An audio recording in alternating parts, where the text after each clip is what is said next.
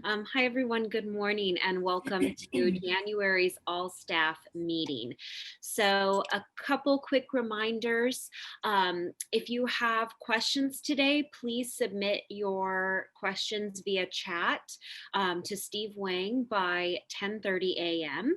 And at the same time, I want to make sure that everybody is aware of what their camera is doing while you're on the call. Make sure you're checking your video feed so that you're intentional about it if you want your video to be on or off. We definitely encourage videos on. We love to, have faces. And then also what I will do right now is just a quick mute all. And our speakers can unmute themselves as they come on the line to share. So a couple of important bits of information for you all is that we want to keep you updated with the latest and greatest information pertaining to our department and happenings. So make sure you check out the E&T intranet site frequently. The hyperlink is here on the screen. And then for anyone who is unable to make the call live this morning, this recording will be sent out with live hyperlinks via email later on this week. Next is any operational updates pertaining to our department. You can find those in the hyperlink here notated in the second focus point. And then any UCLA COVID-19 related updates, you can find those at the website URL provided for you here. So without further ado, I'll go ahead and turn things over now to Renee Fortier, our Executive Director. Thanks, Renee. Thank you, Gina. Hello, everyone. Today, we're going to be giving you organizational and operational updates and answering questions following the presentation. So first, I'd like to congratulate 8 of our longtime colleagues who retired this month. They include Rafael Cabrera, Vincent Chu, Pam Cypress, Richard Jimenez, Barbara McQuaid, Elba Neary, Alice Story, and Charlie Yang. For those of you who were unable to attend the retirement celebration last week, you can find a recording of it under the E&T News tab on our E&T intranet. So as a reminder, the university has mandated that those working remotely continue to do so until the end of the fiscal year through Wednesday, June 30th. Like previous announcements extending remote work, this extension does not apply to personnel who've been working on campus. If you plan on going to campus for any reason before July 1st, we recommend that you first discuss this with your supervisor, and when you're there, follow all the guidelines and safety protocols, including wearing a face covering, staying 6 feet apart, washing your hands frequently, and completing a daily symptom monitoring survey. Now we are going to also discuss the vaccines. UCLA Health is currently administering thousands of vaccinations each week, and hope is on the way. While we celebrate the first stage of the vaccine rollout, we also need to recognize that change is not going to happen overnight. To learn more about the vaccines and the distribution process, please be sure to attend the COVID-19 Response and Recovery Task Force Town Hall meeting today at noon. Later in the presentation today, Kimberly Villarreal will also be talking about monitoring and testing. Lastly, I'd like to acknowledge all of our lean teams for their fantastic projects thus far, and I look forward to the next round of lean team projects coming down the pike. I know this has been a trying time for all of us, and putting extra time in on these projects is very much appreciated. Before I go, I'd like to share a video about teamwork that was presented through the Citation Review and Adjudication and Enforcement Lean Team presentation. The video is entitled Lessons of the Geese, The Art of Teamwork. I think you'll enjoy it.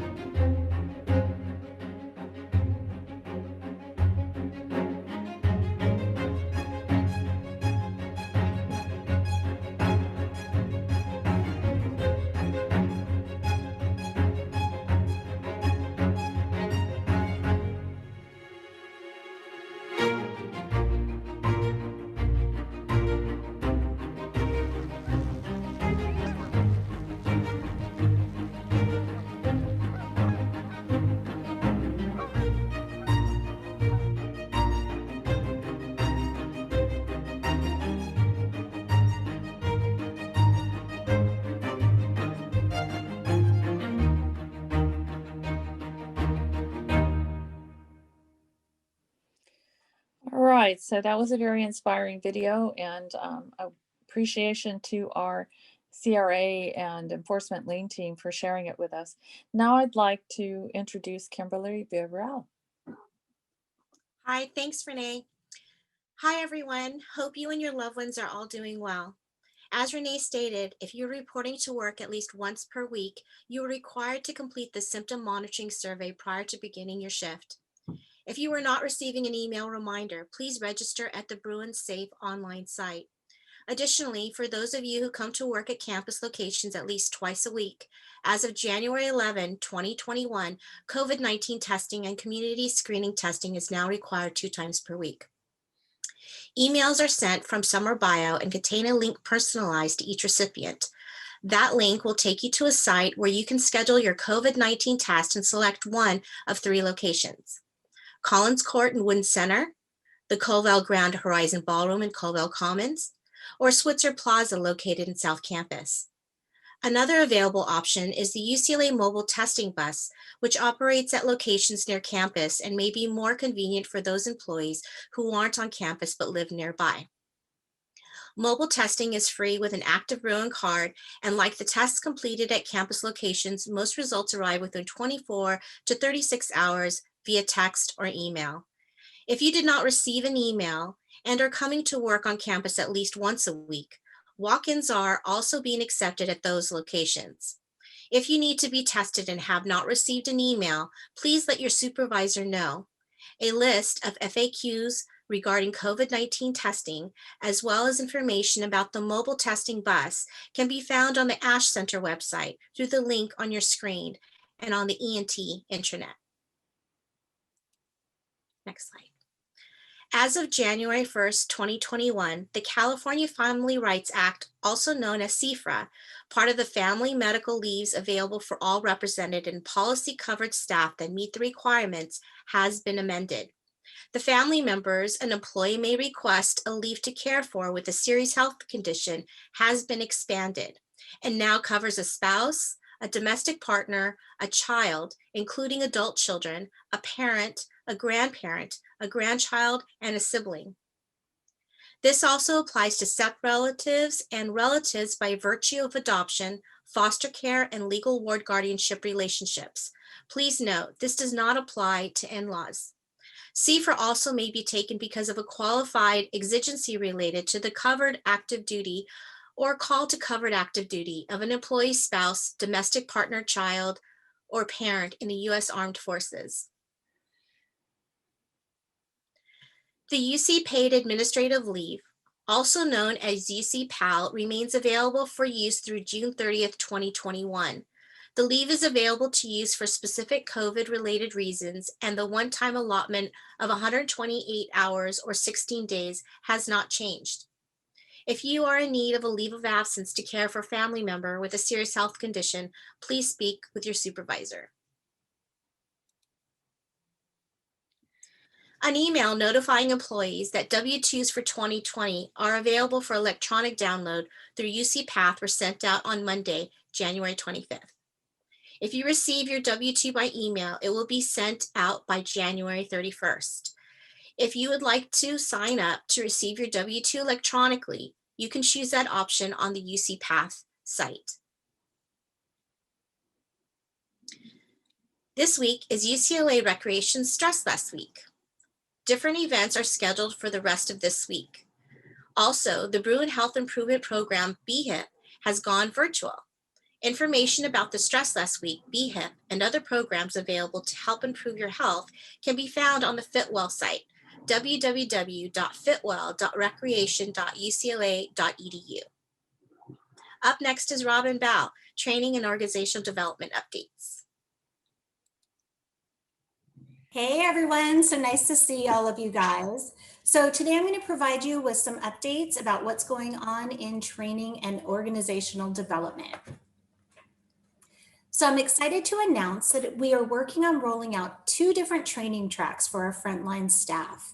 The communication skills training path will include courses focused on customer service, business etiquette, specifically email and phone calls, time management, and even conflict resolution, just to name a few. Now, all of these topics tie into customers' overall experience and will ensure that our employees have all the tools needed to make the experience a good one. The other training path will focus on technology and includes topics such as Outlook Essentials, Excel, and Word. It's important that our employees have not only the experience, but the confidence to navigate through the technology world. So I'm pleased to announce that managing remotely in the new normal has been uploaded to the training library on the intranet. Yesterday, you should have received an E&T news bulletin with the link, but if you happen to miss that, please be sure to check in on the training library. The 7-part series will include topics such as energizing your team, managing expectations from a communication standpoint, technology navigation to ensure that you're using the right platforms that best meet the needs of your team, and emotional state and empathy, so we know how to best support each other during these unusual times. Now remember, micro trainings are no more than 10 minutes, so it's a great quick way to introduce yourself to new topics or brush up on your skills on topics that you may already have some information on, but might need a few friendly reminders. All right, I'd like to announce the Events and Transportation Change Agents, which is the recently rebranded Communication Service Council. We wanted to freshen up the program, and as you can see, we had a lot of fun coming up with the new logo. So now let's meet the team. We have Vanessa Baez-Jones from Integrated Marketing and Communications, Ella Crowell from Events Office, Diego De Haro from Parking Customer Relationship Team, Angel Garcia, who is actually going to be representing the Valet Med Center side of the house, and Abdallah Debussy from Mobility, Planning, and Traffic Systems. Representing parking assets, we have Laura Orvañanos. And for Fleet and Transit, we have Judy Ponce and Tom Poveromo, and Gina Beery and myself as the program facilitators. And of course, we're in training and organizational development. So the change agents serve as an advisory committee on issues which impact continuous process improvement and internal and external customer service. Now, each member of the change agents serves as their unit's representative. And as a committee, we discuss process improvement ideas, share customer service issues, solutions, best practices, and success stories. And of course, all of this funnels up and contributes to the department's strategic initiatives. Now, if you have any questions about the program or any questions in general, feel free to reach out to anybody listed on this slide or myself and Gina as well. We'll make ourselves available. Okay, so continuous process improvement. So in the new year, we will be focusing on this, specifically in regards to customer satisfaction survey results. Now, once the customer satisfaction survey results are in, teams will be contacted for bottom-up driven process improvement efforts with customer service goal setting, brainstorming, and action planning. So stay tuned for more information to come on that. So now let's talk about our stars. I want to officially announce our December Employee of the Month recipients. We have Tom Poveromo from Fleet and Transit, and he's representing our administrative side of the house. And we also have Pablo Molina from Med Center Valet, who is representing our our operational staff. So kudos to you guys, the virtual high five, you're amazing. And honestly, we appreciate all of your hard work and dedication to our internal and external customers. Bravo, thank you for your hard work. So with the new year comes New Year's resolutions. So let's take a look at some of the ones submitted by our team members. Bake less, work out more. Eat more vegetables. Read a book or two. Limit my time on social media. Meditate and take care of my mental health. Call and text family and friends more often. Do more arts and crafts. Don't sweat the small stuff. always find the positive in things, to be more creative and have a lot of fun. And I think, And yep, ta-da, that's it. great. Yeah, Yeah, there's some good great. ones on there. So I don't know about you guys, but I think I might need to add a few more to my like growing list. But thank you to everyone who submitted your New Year's resolutions. They're very inspiring. Now I'm going to hand it off to Lauren Burgow. Thanks, Robin. Good morning, everyone. So I'm going to give you guys a quick couple of updates on what IMC has been up to recently. As you know, we've had a bunch of internal communications events with the holiday party and the retirement party and these all-staff meetings. So make sure to check the intranet if you want to see some of the videos or assets from either of those events that you may have missed. So right now we are looking at what we've recently designed for Bruin Access and UCLA Safe Ride. Fleet and Transit will speak more about this, but we do have a new EV Star in our fleet. And so our creative team was able to design an electric van wrap that's branded for both Bruin Access and UCLA Safe Ride. So you will see this now circulating around campus. Also, we've been working on the grad student bike rentals program. So partnering with MPTS to get the word out to the grad students that the Bruin Bike Share bikes are now available for their use for free rentals. So we've been working on the program branding and expanding that from not only Weyburn Terrace, but also to University Apartments, and MPTS will touch more on that later. You can see on the next slide a couple of flyers and assets that we'll be pushing out to the grad students to let them know that these rentals are available. We've also been partnering with facilities management on a couple of projects. So this particular project is actually a partnership between parking and facilities management. You'll see this sign installed in the next couple of weeks at PS9, but basically they're collecting rainwater at that structure and using that water to irrigate the campus. So we put together a visual to kind of explain what that process is and how it's a cool new sustainability project. And lastly, we are expanding our campus COVID messaging into Westwood. So a lot of the pole banners that you have seen up around campus reminding people to stay 6 feet apart and wear a face covering, they will now be featured in Westwood. So our creative team put together some artwork related to Westwood Village, and that's getting installed in the next couple of weeks. All right. And with that, I'll turn it over to the operational team. Thanks. Great. Thanks so much. So next up, we have operational updates. And so I'm going to pass it over to Roberto Salamanca.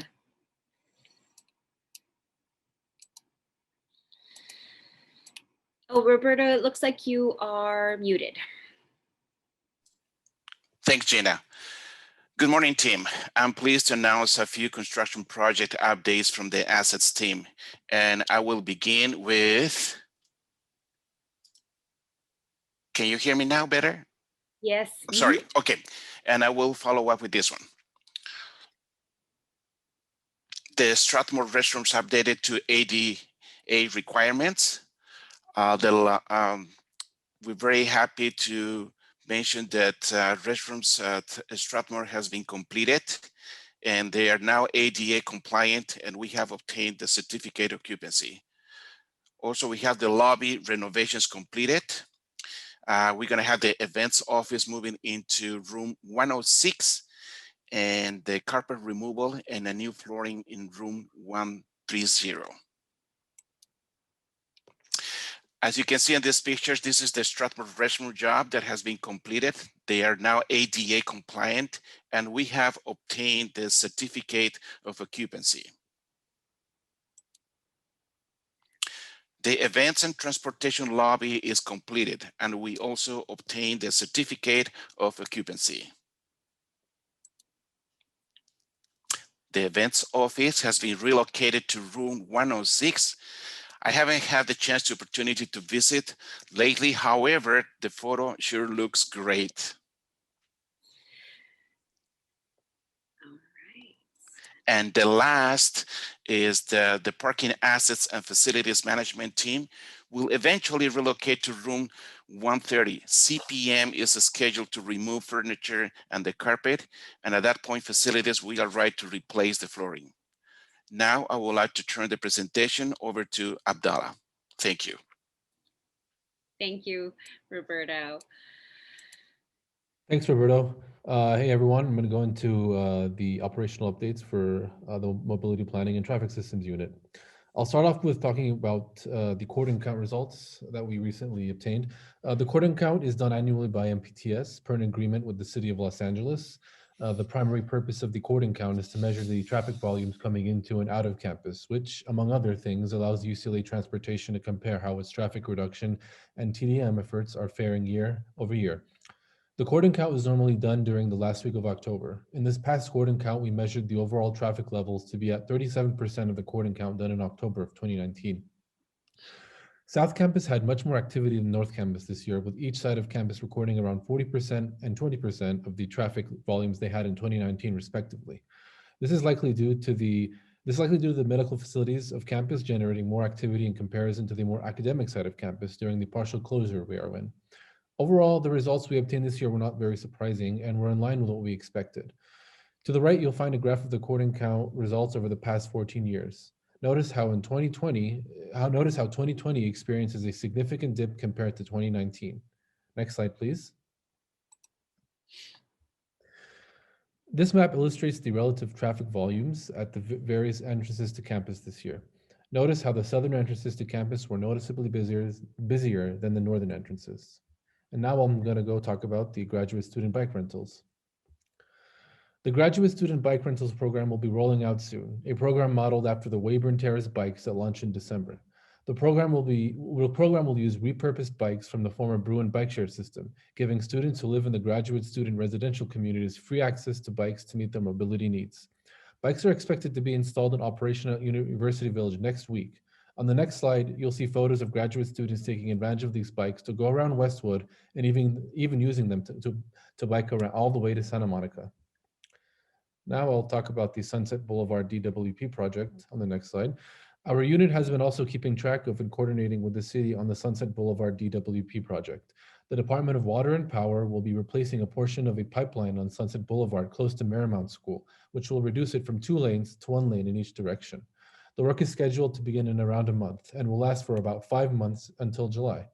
Below, you'll see a map of the work area and impacts indicated by the red line, along with the satellite view right next to it. Now on to the campus traffic projects, which I'll conclude with. Excuse me. Let me wrap up the portion of this presentation by going over some of the campus traffic projects we're currently working on. We're excited to announce that the Westwood Curb bulb outs, which we spoke about a few months ago, will be completed today. Such a traffic improvement will go a long way for increasing both the safety and pedestrians. Increasing the safety for both pedestrians and drivers alike. We're also currently working on an upgrade for the crosswalk adjacent to Murphy Hall and are having in-road traffic counters installed by Census at additional locations throughout campus. These counters will aid us in completing our work with the coordinate count mentioned earlier for future efforts of the coordinate count. Widen traffic cameras are also being installed, which will consist of a network of traffic cameras that will soon include a camera at the widen entrance, allowing us to monitor the traffic situation at that section of campus as well. Finally, we have the Know Where You Go signs, which have sprung up across campus. These signs are motivated by an increase in electric scooter users who rode in areas meant for pedestrians and will function as a way to inform the campus community and visitors where they should be riding and or walking so that there are no impediments to anyone's path and so everyone remains safer by staying in their lane. On the next slide, we have pictures of these signs at 2 different locations on campus. And that concludes my portion of the presentation, and now on to Marissa. Great, thanks, Abdallah. All right, Marissa, you're up. Thank you, Gina. Good morning, everyone. I'm Marissa Rigosa, and I will be giving the operational updates for commuter and parking services today. I will be talking about the customer relationship management team's recent transition from Oracle to Salesforce, our new customer relationship management tool. Give me 1 second, Marissa. I'm going to get our PowerPoint back. I'm wrangling it.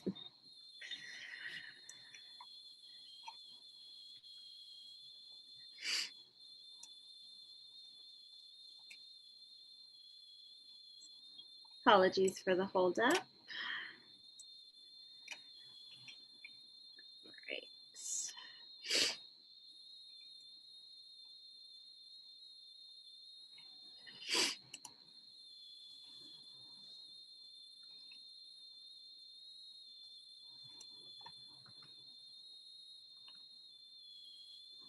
All right, take it away. Thank you.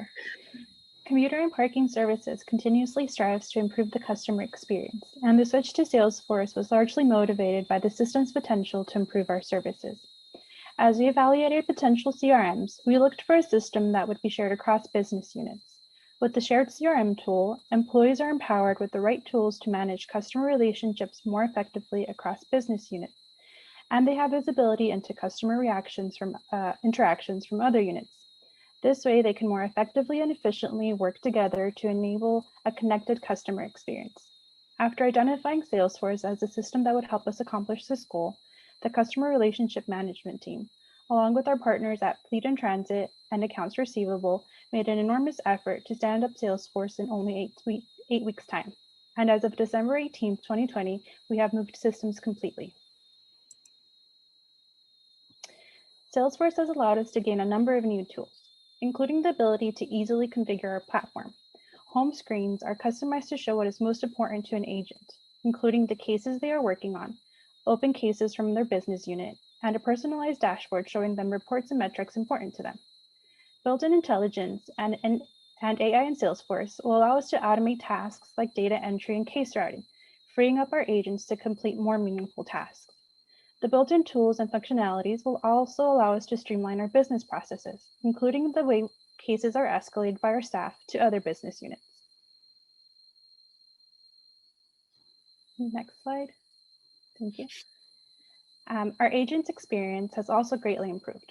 All the information an agent needs is in one screen when reviewing a case. They are able to view the customer's information as well as any previous case history related to that customer.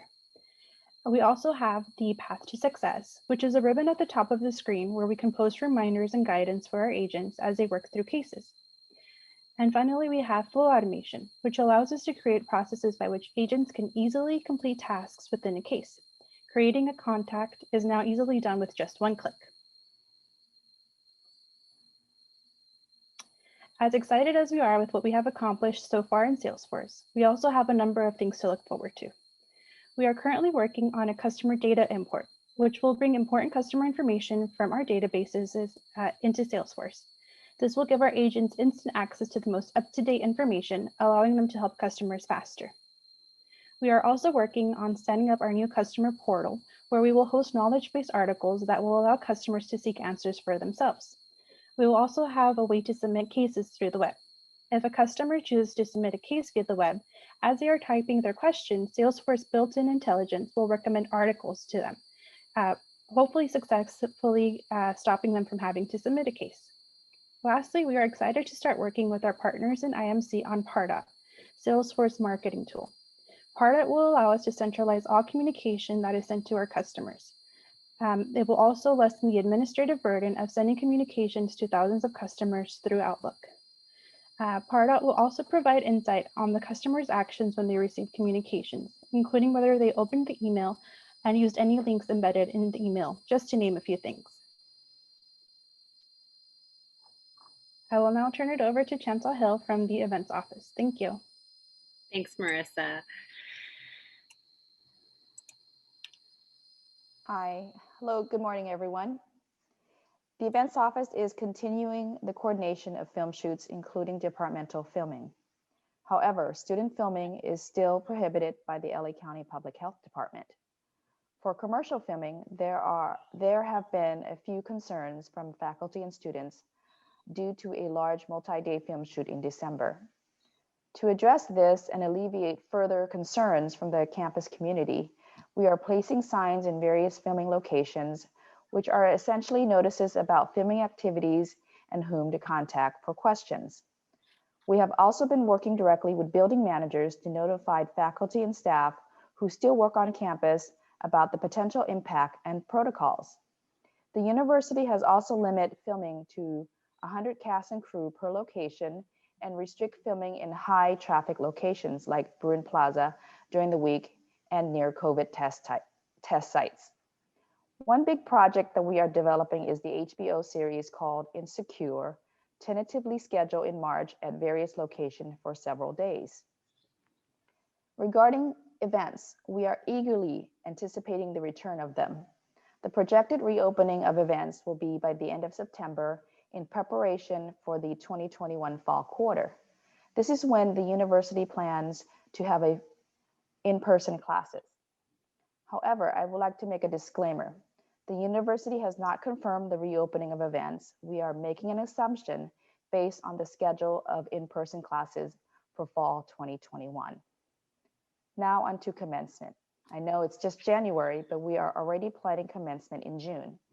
As the administration is still deciding on what commencement will look like, we are exploring options of a second virtual celebration platforms and potential drive-through graduation celebration and some sort of individual in-person recognition ceremony.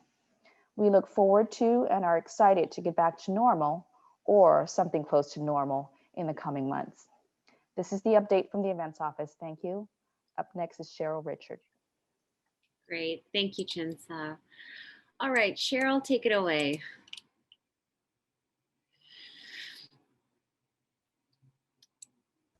And Cheryl, perhaps you're muted, but I can't tell just yet. I am here. So sorry. Good morning, Events and Transportation. Many thanks to our on-site E&T staff members for making sure our operations continue to run smoothly and helping to keep our UCLA community safe. Additionally, our thanks go out to our F&T team members who received COVID vaccinations. When it's your turn for a vaccination, we strongly encourage you to quickly respond and participate. F&T operations will continue to work normally through the winter. Operations continue normally for Bruin Access and Safe Ride, so just check it out on the on-demand app. Safe Loop bus service continues to run normally through the winter too. Safe Loop service continues to run normally, as I said, through the winter. However, in support of the increased testing requirement of twice a week for on-site essential employees, the COVID mobile testing bus has enhanced its schedule and location. Appointments are not necessary for the COVID testing bus. Just remember to bring your ID. Our F&T parts department continues to supply PPE products as needed.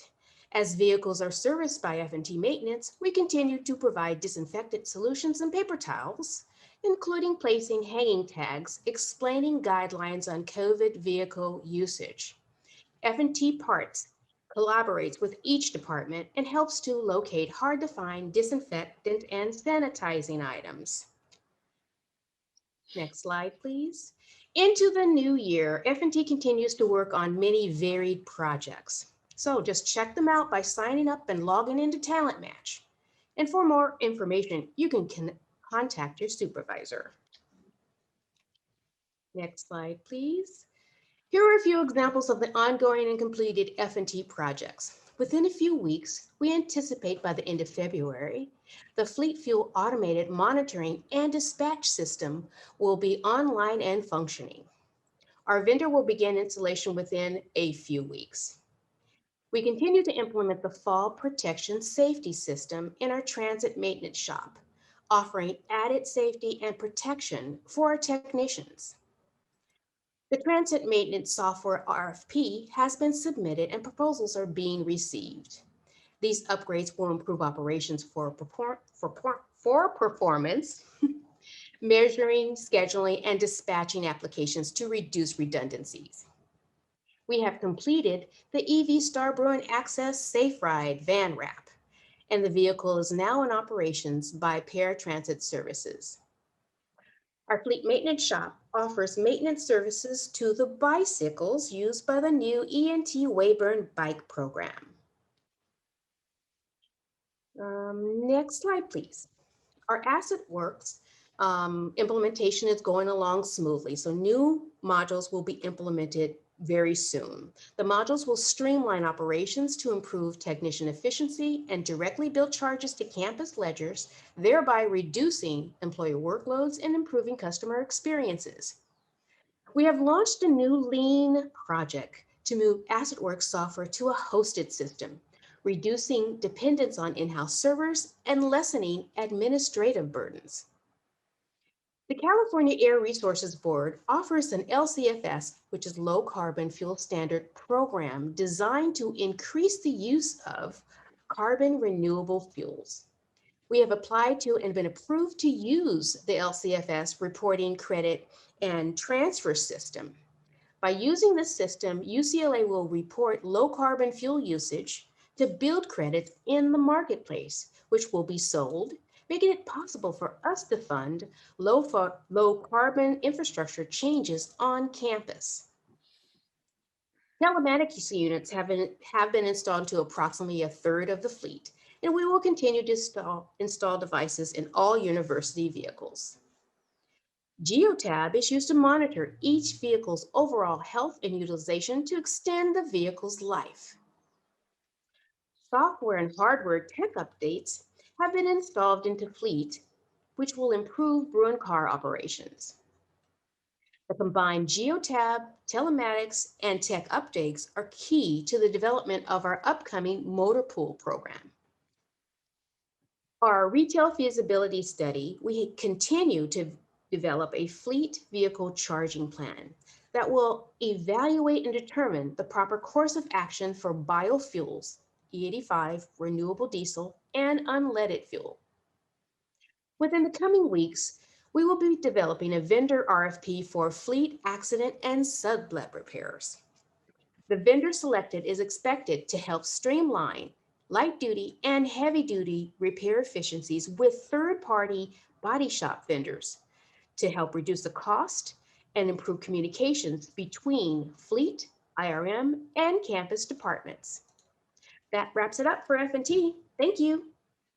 Great. Thank you so much, Cheryl. All right. Next up, we have questions and answers. So, Steve, do we have any questions that have been submitted to you just yet? Yes, one that just came in, so I haven't actually even had time to forward it to anyone. Okay.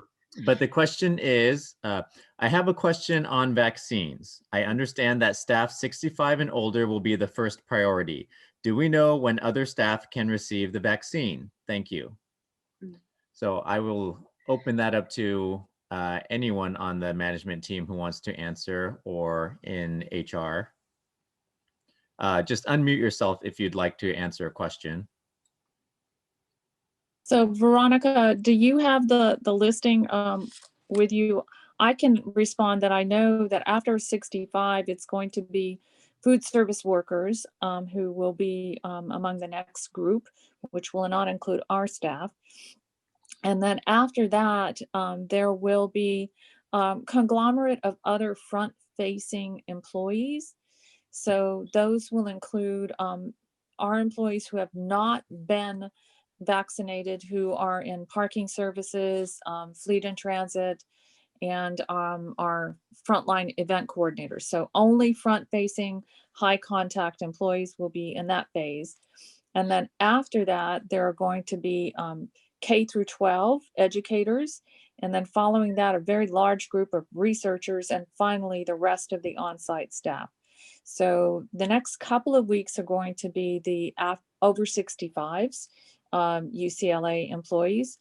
And then after that, probably pretty quickly, they will get through the food service workers group.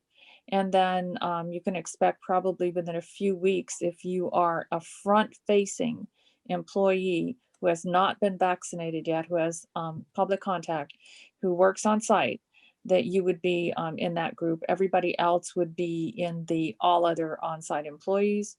And then there really has not been any discussion of those who are not working on site. It's going to take a couple of months just to get through the on-site employee vaccination.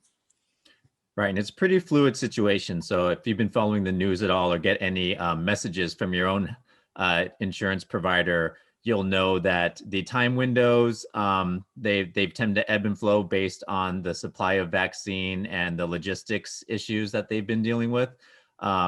So I would keep that in mind. You probably just want to stay tuned to the situation and see where everything is at from week to week.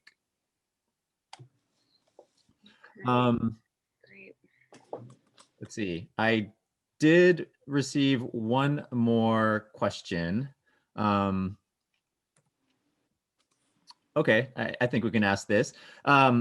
The question is, I've noticed a large number of people working in office on Zoom calls without an apparent reason. How are we enforcing the work from home rules?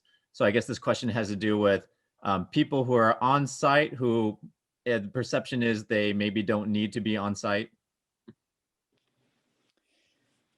So a lot of times we have staff who are coming in to work in the office because they are working on spreadsheets and cannot see those spreadsheets on their tiny laptop screens, and I can vouch for that.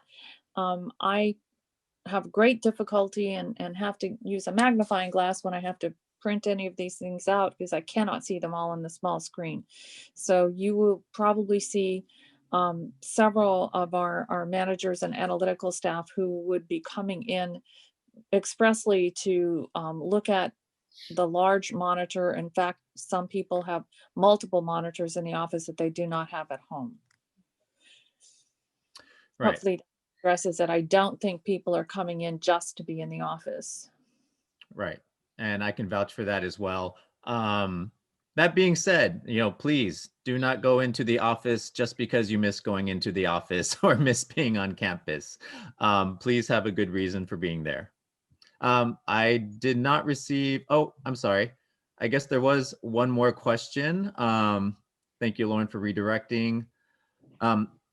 Are the vaccines mandatory? And I assume they mean mandatory for staff. No, vaccines are not mandatory. So it's not actually possible, I think, legally to make them mandatory to take the vaccine. And certainly the university has not taken that stance on either the flu vaccine or COVID. Right. But on the other hand, it is highly recommended because if we do not get to a 70% to herd immunity, there is a good likelihood that this virus is going to continue to mutate. So even the vaccines we have won't work, and we will not be able to get back to normal in-person operations, not just at the university or anywhere. So I encourage everybody who is offered the vaccine to take advantage of it. Personally, I can't wait until I get the offer. I think it's going to be still a couple more weeks because even though I am over 65, apparently at UCLA Health, there are 120,000 patients who are over 65. So it will take a while even to get through that. But please, if you're given the opportunity as a frontline essential front-facing employee to take the vaccine, it is a privilege to be toward the head of the line. If you have any questions about the vaccine, please go to the website and read about it. And there are other resources, if you have questions, feel free to reach out to Veronica, for example. She has a lot of information about where you can find more information about the vaccine and can tell you exactly where to look. Right. And while it currently can't be required of employees and staff and faculty, I believe it's a different case for students. I think campus has more of an authority to mandate vaccine requirements for students in case anyone was interested. But they have not decided to do that yet either. Right, right. There was another question that just came in. Will the mobile clinic ever open up for testing to family of UCLA employees without a Bruin card? I believe the answer to that right now is no. It's only for affiliates with the Bruin card, correct? I believe this is the mobile testing bus that they're asking about. Yeah, it's only for UCLA affiliates. Okay. And I think to follow up on that, Steve, this is Clinton.